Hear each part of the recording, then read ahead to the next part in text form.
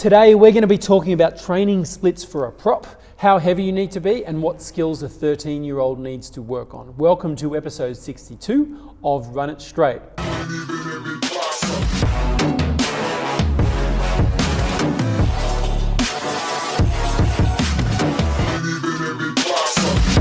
All right, Cal, let's jump straight into the first question. What is a good training schedule for a prop when it comes to your gym work, like different body parts for different days of the week? Cal, fire away. Saying I like how he puts like into the question. Into the question. It was original. That's right. So yeah, depending on your schedule, we want to get some gym work in 4 times a week. Generally split into an upper body and a lower body session. So 2 upper body days, 2 lower body days. Then you want to get speed work in 1 to 2 times a week, skill work 2 to 4 times a week, again depending on your schedule. But in terms of different body parts on different days, generally how we use it here at League Fit is a lower body day on a Monday and a Thursday, and an upper body on a Tuesday and a Friday. No bro splits here. With Wednesday being an off day. So yeah, no bro splits, no body part splits. You're an athlete, you're not a bodybuilder, so train like an athlete. Yeah, I don't think there's really anything too much differently. A lot of messages that I get on Instagram, a lot of DMs and things like that, when I ask the boys what they're doing, they've often got a 3 or a 4, some of them even a 5-day split. It's like, no, forget that. Just, above the belly button, one day, below the belly button another day, and then just repeat that again. That's the best way to do it. Make sure, if you do need to get extra arm work, you put it onto one of those days, that's fine. Yep. But yeah, no, that's more than necessary. And keep it simple. You don't have to think too much about it. Yep. Think about movement patterns: horizontal push and pull, vertical push and pull on your upper body days, and then lower body days you've got your squat, lunge, and hinge. Yep. And then that's pretty much the basis of 90% of the programs you do anyway. Yeah, that's right. You just vary angles, rep ranges, implement whether it's dumbbells or barbells, but that's what your workouts should look like. Yep. What is the minimum weight you have to be playing in the front row for under 18s? Well, that depends on 8 million different things. But look, based off our experience, having had countless boys come through at that level, this is very generalized, but I would say anything under 95 kg, you're probably too small. Yep. Simply, your height, your center of gravity, and your leg speed, they all play into it, right? But when some sides are bringing middles that are 110, 115 kilos, anything less than 95 means realistically you can't match it with them in the middle of the field. You just don't have the physical weight. We always like to say you need meat to stop meat. And if you're going under 95 kilos, you're going to be pushing it. Yeah. I wish he had his height in there.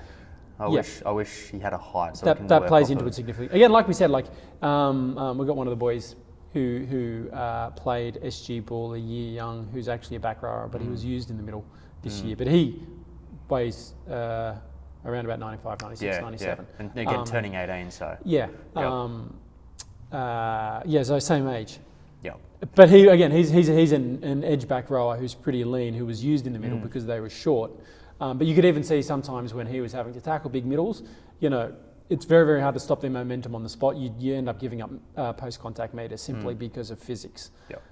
But again, he didn't give us enough information for us to go too more in depth on that one. In saying that though, 18, you're probably finished growing up height-wise. You're always going to have potential to put muscle on. But around that 95 to 100, I'd say 100 give or take would be a good starting point.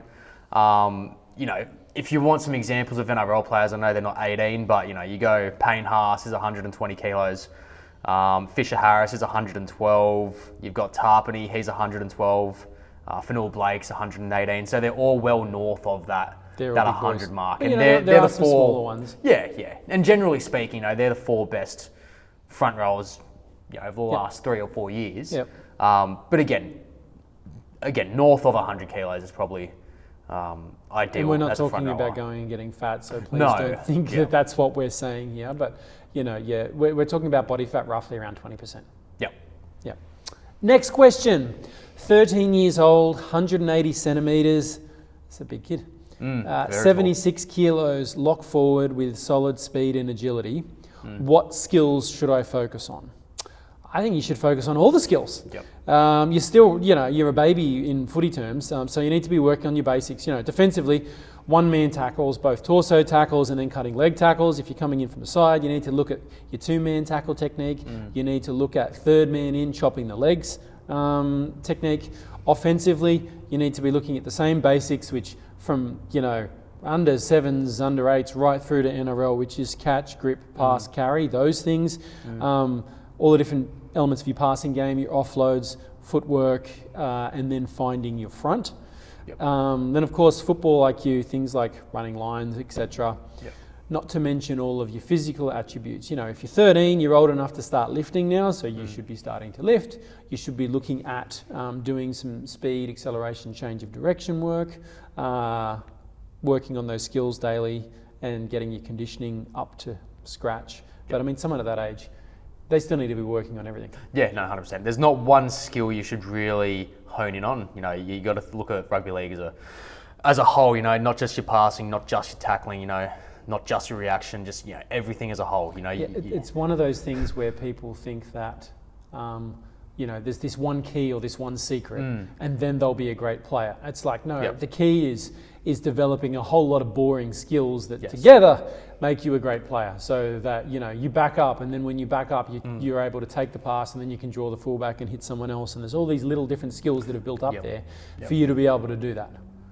And in saying that, he's 13, so he's still got plenty of time to develop. 13 is the first year of development squads here in Sydney. At the end of, they do summer development. Yeah. So that's what I mean. So he's going to get a lot of skills, and again, that's going to be a lot more generalised rather than honing on specifics. So, as what Joe said, focus on your whole game. Passing, defence. But look, biggest things that I would be saying at that age is get really, really competent with tackling. Yep. Because you're going to get to do a lot of it in every single game. You want it defensively so that you're not missing tackles. Your tackle efficiency is really high. Making sure you're doing that, and making sure you're running onto the ball really, really, really hard. Yep. Like those are and then outside of that, it's all those little ball skills and everything. Yep, 100%. Yeah, really straightforward, really simple. Yep. Done. That was a short one today. That was good. Yeah. All right, guys, Straightforward. please wait a minute. Subscribe, like, and comment. I think I got that right. Very nice. Notification bell. Yeah, you gotta. Is that a clickable thing? That's a you gotta clickable click the thing. notification bell so Yep. that when we post a new one of these, you know about it and then you can watch. Yep. Any questions, put them in the comments. Come over to us on Instagram and send me DMs. That's me answering all of those questions. I answer them personally. But other than that, we will see you in the next one.